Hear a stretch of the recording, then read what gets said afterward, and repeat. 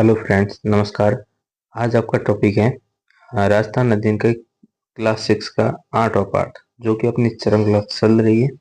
राजस्थान अध्ययन की उसका 8वां पार्ट है आज। तो इसको देखते हैं विस्तार से कि एनसीईआरटी में क्या दे रखा है। तो आपका 8वें पार्ट का नाम है आजीविका के प्रमुख क्षेत्र। तो इसको अपन देखेंगे कौन कौन से हैं। तो शुरुआत से शुरू करते हैं। मनुष्य अपने जीवन निर्वाह के लिए जो कार्य करते हैं वो ये क्षेत्र विशेष के प्राकृतिक संसाधन, जलवायु, आर्थिक, सामाजिक, शैक्षिक स्तर पर निर्भर करता है। राजस्थान खनिज संपदा का एक संपन्न राज्य है। साथ ही यहाँ विभिन्न प्रकार के जलवायु पाई जाती हैं। अतः यहाँ के लोग कृषि, पशुपालन और खनन कार्य करते हैं। आर्थिक विकास के साथ साथ पर्यटन, उद्योग और सेवा क्षेत्र में कार्य करने वालों की संख्या बढ़ी है। आगे है आपका राजस्थान में कृषि राजस्थान में कौन कौन सी होती है और उनके बारे में दे रखा है। तो राजस्थान का 60% भूभाग मरुस्थलीय है। यहाँ अधिकांश कृषि मानसून पर निर्भर करती हैं। तो राजस्थान की कृषि किस पर निर्भर है? मानसून पर। राजस्थान की कृषि को मानसून का जुआ कहा जाता है, क्योंकि जब मानसून होगा तभी अपने राजस्थान में कृषि होगी। तो मानसून का जुआ कैसे कहा गया है कृषि को? यहाँ वर्ष भर में 3 प्रकार की फसलें होती है। कितनी फसलें होती है? 3 प्रकार की। कौन कौन सी? रबी की फसल, खरीफ की फसल और जायद की फसल। तो रबी की फसल कब होती है? ये रबी की फसल आपके बुआई होती है, सर्दी में प्रारंभ हो जाती है और गर्मी में प्रारंभ होने पर मार्च अप्रैल में कटाई होती है। तो इसमें कौन कौन सी फसल है? गेहूं है, जौ है, चावल, चना, सरसों। ये किसकी फसल है? ये रबी की फसल है। और खरीफ की फसल कौन सी होती है? जो आमतौर पर अपने पश्चिमी राजस्थान में होती है, जैसे कि बारिश पर निर्भर होने वाली फसल वर्षा ऋतु के प्रारंभ में बोई जाती है और शीत ऋतु के प्रारंभ होने से पहले उसको काट ली जाती है। तो ये कौन सी है? ये ज्वार, बाजरा, मूंग, कपास, मूंगफली, गन्ना आदि।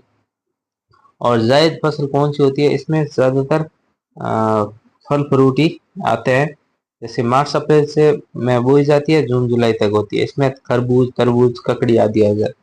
अब इसमें नेक्स्ट है कि राजस्थान में कृषि के पिछड़ेपन के कारण कौन कौन से हैं? तो प्राकृतिक कारण हो जाता है कि बार बार सूखा पड़ता है, यहाँ पर रेतीली ऊसर हो, बंजर भूमि। आर्थिक कारण भी है, संगठनात्मक कारण भी है। ये आपको देखना है। आर्थिक कारण कौन सा है? कि उपज का कम मूल्य मिलता है, खाद बीज वगैरह ये इतने इम्पोर्टेंट है नहीं। नेक्स्ट है राजस्थान में कृषि की विशेषता। तो देश में सर्वाधिक बाजरा, सरसों व ग्वार का उत्पादन राजस्थान में होता है। ये देखना आपको इम्पोर्टेंट है कि राजस्थान में देश का, भारत देश है उसका सर्वाधिक सबसे बाजरा, सरसों और ग्वार में अग्रणी राज्य है राजस्थान, पहला स्थान है राजस्थान का। दूसरा है कि उत्तर प्रदेश के पश्चात राजस्थान भारत में जौ और चना उत्पादन में दूसरा स्थान है। तो जौ और चने में दूसरा स्थान है और बाजरा, ग्वार, सरसों में पहला स्थान है। पश्चिम राजस्थान में बाजरा सर्वाधिक बोए जाने वाला खाद्यान्न है। दक्षिणी राजस्थान में खाद्यान्नों की फसल मक्का की खेती होती है। दक्षिणी राजस्थान मक्का, पश्चिमी बाजरा। राज्य में श्री गंगानगर जिला गेहूं उत्पादन में प्रथम स्थान पर है। ये ध्यान देना है, गेहूं स्थान पर कौन सा है प्रथम? गेहूं में श्री गंगानगर। आगे है कि पश्चिमी राजस्थान में इंदिरा गांधी नहर से करीब 17.5 लाख हेक्टेयर क्षेत्र में सिंचाई सुविधा का विकास हुआ है। सिर्फ 35% फसल क्षेत्र में सिंचाई सुविधा उपलब्ध है। कुल सिंचित क्षेत्र के 67% की सिंचाई कुएं है वो ट्यूबवेल से होती है। नहरों द्वारा करीब 33% सिंचाई होती है। तो आपको देखना है कि नहरों द्वारा कितनी होती है? 33%। और जिसकी ट्यूबवेल और कुएं द्वारा टोटल होती है 67% आपके है। तालाब द्वारा सिंचित क्षेत्र बहुत कम है, 1% के आसपास। और आगे है कि राजस्थान में पशुपालन। तो पशुपालन ये है कि भौगोलिक परिस्थितियों के कारण पशुपालन ये इतना अवसर सीमित है कृषि के, ऐसा कुछ इम्पोर्टेंट है नहीं। आप ये देखो कि पशुपालन की दृष्टि से राजस्थान का देश में दूसरा स्थान है। कौन सा स्थान है? दूसरा। राजस्थान में भारत का लगभग 11.27%, ये ध्यान देना है। राजस्थान में भारत का टोटल कितना? 11.27% पशुधन पाया जाता है। मरुस्थलीय व पर्वतीय क्षेत्र के अलावा संपूर्ण राजस्थान में अधिकतर किसान खेती के साथ साथ पशुपालन भी करते हैं। ये हो गया। कोई नहीं, राजस्थान में पालतू पशु कौन कौन से? तो गाय, भैंस, बकरी, ऊंट, भेड़, ये सारे पालतू पशु है। और मरुस्थल में ऊंट, बकरियां, भेड़, ये हो गए। राजस्थान में 20वीं जनगणना, जो आपकी पशु जनगणना हुई थी 2019 में, 20वीं कब हुई थी? 2019 में। इसमें ध्यान देना के अनुसार ऊंट व गधों की संख्या में चिंताजनक कमी पाई गई है। तो कमी किस में हुई थी? ऊंट व गधों में। भेड़ बकरियों की संख्या में कमी आई है, लेकिन चिंताजनक कमी किस में आई थी? ऊंट व गधों में। गाय व भैंसों की संख्या में मामूली वृद्धि हुई है। राजस्थान में मुर्गी पालन, पोल्ट्री फार्मिंग की व्यवसाय भी तेजी से बढ़ रहा है। तो किसका? मुर्गी पालन का। नेक्स्ट है, पशुपालन से लाभ क्या होते हैं? तो पशुपालन से लाभ होते हैं भाई, रोजगार मिलता है, पशु पर आधारित उद्योग को विकास होता है, पौष्टिक आहार, घी, मक्खन, छाछ, दही, दूध, ये सब पशुओं से मिलता है। जैसे कि डेयरी उद्योग हो गई, ऊन, परिवहन, चमड़ा, चारा, ये आदि सब मिलता है उनको पशुओं से। नेक्स्ट, पशुओं में समस्या क्या आती है भाई पशु रखते हैं? यह है कि राजस्थान में पौष्टिक आहार वो सही इलाज नहीं दे पाते हैं पशुओं को।